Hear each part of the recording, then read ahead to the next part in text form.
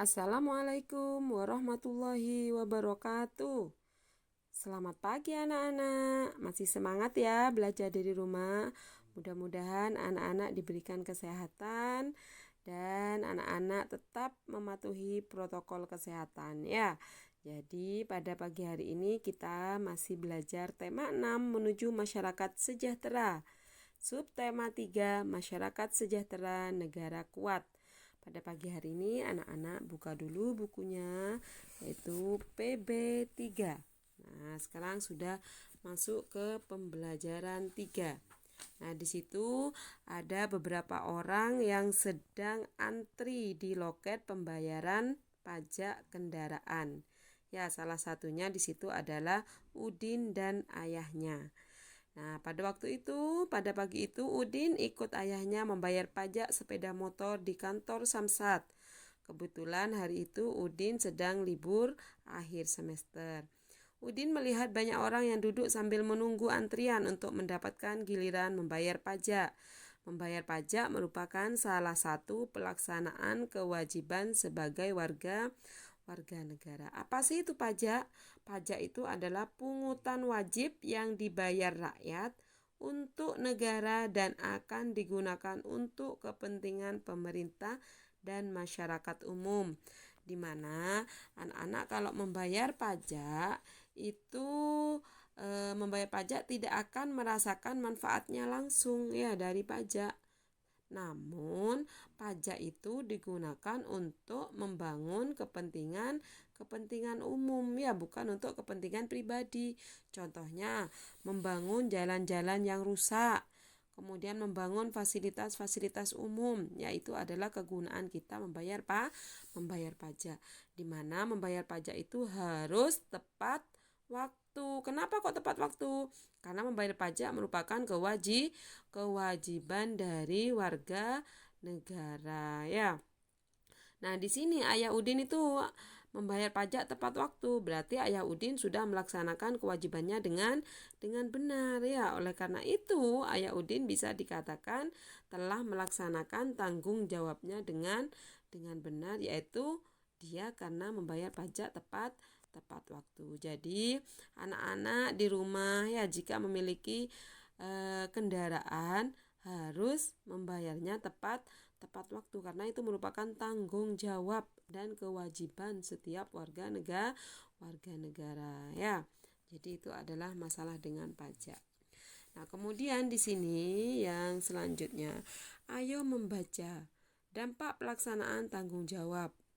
Di mana pelaksanaan tanggung jawab sebagai warga negara memiliki berbagai dampak, baik itu dampak positif maupun dampak negatif. Jadi jika semua warga negara memiliki kesadaran untuk melaksanakan tanggung jawabnya sebagai warga negara, maka akan tercipta kesejahteraan masyarakat. Sebaliknya, jika warga negara itu tidak memiliki kesadaran melaksanakan tanggung jawabnya sebagai warga negara, maka tujuan negara yaitu masyarakat sejahtera tidak akan terwujud ya. Jadi kita harus melaksanakan tanggung jawab dengan benar-benar ya, harus dengan tepat waktu. Salah satu contoh pelaksanaan tanggung jawab sebagai warga negara adalah melaksanakan kewajiban membayar pajak tepat waktu ya. Jadi anak-anak harus tepat waktu. Pajak tadi dibayarkan oleh warga negara sebenarnya digunakan untuk pembangunan bangsa ya. Jadi dengan membayar pajak tepat waktu maka memberikan dampak positif bagi terciptanya kesejahteraan masyarakat ya. Menjaga persatuan dan kesatuan bangsa juga merupakan bentuk tanggung jawab warga negara yang berdampak pada semakin kuatnya suatu negara. Jadi dengan persatuan dan kesatuan maka akan terbentuk suatu tanggung jawab ya. Nah, kemudian di sini jika persatuan dan kesatuan terwujud dengan baik akan tercipta kehidupan masyarakat yang aman, damai, tentram sehingga negara akan semakin kuat ya. Jadi kita harus melaksanakan tanggung jawab dengan sebaik-baiknya ya. Nah, kemudian di sini tanggung jawab tidak hanya tercermin pada pelaksanaan kewajiban, tetapi juga tercermin pada pelaksanaan hak dengan benar. Contohnya, melaksanakan hak dengan benar antara lain memanfaatkan sumber daya alam sesuai dengan kebutuhan, hemat dalam memanfaatkan sumber daya alam, serta memanfaatkan sumber daya alam dengan tetap menjaga kelestariannya. Ya, di situ ada anak-anak yang sedang berlibur di pantai. Jika anak-anak berlibur di pantai, jangan lupa tetap melaksanakan hak dan kewajibannya ya. Jadi tidak boleh mengotori pantai, tidak boleh membuang sampah di sekitar pantai ya. Pada kenyataannya masih banyak warga negara yang belum melaksanakan tanggung jawabnya atas hak dan kewajiban warga negara dengan benar dan sungguh-sungguh. Pelaksanaan tanggung jawab sebagai warga negara yang tidak dilaksanakan dengan benar akan membawakan dampak negatif bagi kesejahteraan masyarakat. Contohnya, perbuatan tidak bertanggung jawab serta merugikan bangsa dan negara antara lain korupsi, kriminalitas, dan penyalahgunaan kekuasaan. Jadi kalau kalian misalkan menjadi pejabat tidak boleh korupsi. Ya, karena korupsi itu adalah memakan uang rakyat ya, sehingga apa? Masyarakat tidak bisa sejahtera karena uangnya dimakan oleh pejabat ya. Sebagai warga negara kita harus selalu melaksanakan tanggung jawab dalam kehidupan sehari-hari dengan baik dan benar. Dimulai dari lingkup yang paling kecil yaitu diri sendiri. Misalnya sebagai pelajar kita harus selalu rajin belajar sehingga mendapatkan prestasi yang baik. Yaitu merupakan tanggung jawab sebagai seorang pelajar. Jika pelaksanaan tersebut dapat berlangsung dengan baik, maka masyarakat sejahtera akan tercipta, negara kuat akan terwujud ya, sesuai dari subtema 3 yaitu negara menjadi kuat ya. Nah, setelah anak-anak membaca teks tadi, kemudian di sini ada gagasan utama. Kalian suruh menentukan gagasan utama dan informasi penting ya. Nah, ini tidak usah dikerjakan. Kemudian dibuka lagi bukunya. Nah, ini juga ada pelaksanaan tanggung jawab sebagai warga negara. Contohnya, melaksanakan kewajiban membayar pajak. Dampak yang ditimbulkan yaitu berlangsungnya pembangunan bangsa. Ya, jadi misalkan kita tidak membuang sampah sembarangan. Dampak yang ditimbulkan adalah apa? Dampaknya yaitu lingkungan menjadi bersih dan bebas dari banjir. Ya, itu adalah pelaksanaan tanggung jawab sebagai warga negara. Misalkan belajar dengan rajin, dampak yang ditimbulkan apa? Kita bisa mengerjakan ujian dengan baik. Ya, itu adalah dampak yang ditimbulkan jika kita melaksanakan tanggung jawab dengan benar ya. Nah, pada pagi hari ini tugasnya yaitu PB3 Yudhistira halaman 81. Di situ ada pajak. Nah, tadi kan sudah ya, pajak itu adalah pungutan wajib bagi rakyat.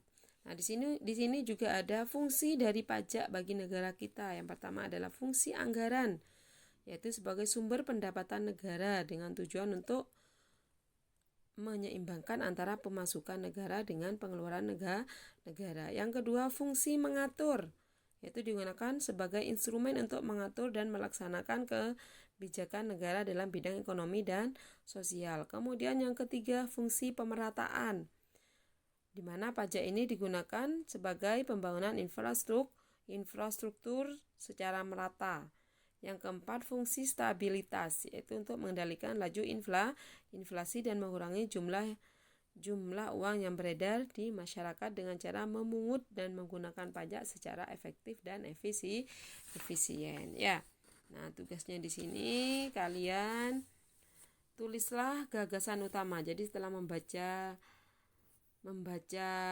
teks tadi, gagasan utamanya itu apa, kemudian ditulis informasi pentingnya ya. Paragraf 1 sampai paragraf kelima. Kemudian untuk kegiatan 2 di sini. Nah, perhatikan gambar berikut, kemudian tulislah perilaku tanggung jawab yang dapat kamu lakukan disertai dampak yang terjadi bila kamu tidak memperdulikannya. Contohnya, Perilaku bertanggung jawab yang dapat kamu lakukan. Di situ ada sungai, misalkan membuang sampah. Ya. Dampak bila aku tidak peduli. Jika kalian tidak peduli ada sampah di sungai, maka akan terjadi banjir. Ya, kemudian yang kedua, perilaku bertanggung jawab yang dapat lakukan. Kalau di situ ada piring-piring yang kotor, ya, apa yang kalian lakukan? Membersihkan, ya, mencuci piring. Dampak bila aku tidak peduli, di situ ada airnya yang mengalir misalkan, ya, maka apa dampaknya? Dapur kita menjadi kotor, ya, airnya terbuang sia-sia.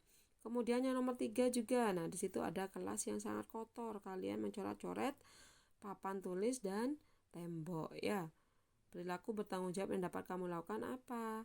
Membersihkan, ya. Dampaknya apa kalau kita tidak peduli? Kelas kita menjadi kotor, yaitu contohnya. Kemudian sampai 5 anak-anak dikerjakan. Kemudian tugasnya yang selanjutnya adalah, nah di sini hanya memberi centang, ya, menjaga keamanan lingkungan itu di rumah, sekolah atau masyarakat, ya, sampai nomor 10.